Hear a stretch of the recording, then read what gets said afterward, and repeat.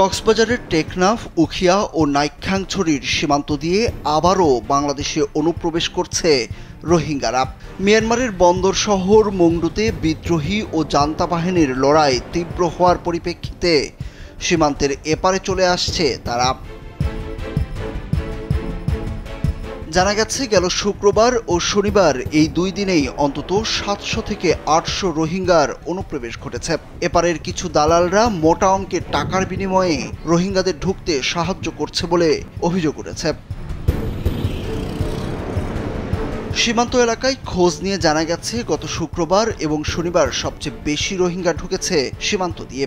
Redmi 13 style বানাই দুনিয়া কাঁপায়।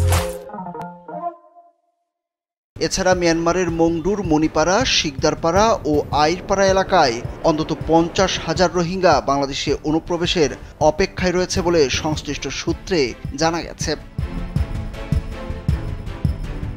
একাধিক রোহিঙ্গা নেতাদের সঙ্গে কথা বলে জানা গেছে, নতুন করে মিয়ানমার থেকে আসা রোহিঙ্গাদের কাছ থেকে মোটা অঙ্কের টাকা নিয়েই এপারের দালালরা তাদের অনুপ্রবেশে সাহায্য করছে। ফলে সুযোগ বুঝে তারাও চলে আসছে রোহিঙ্গা ক্যাম্পে।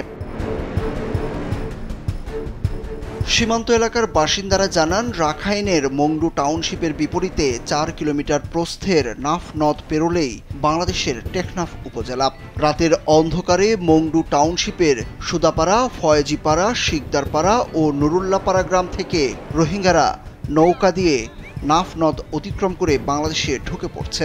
বেশিরভাগ রোহিঙ্গা বাংলাদেশে ঢুকছে জাদিমোড়া, দমদমিয়া, কেরুনতলি, বড়ইতলি, নাইটংপাড়া, জালিয়াপাড়া, নাজিরপাড়া সহ আশপাশের সীমান্ত এবং উপকূল দিয়ে।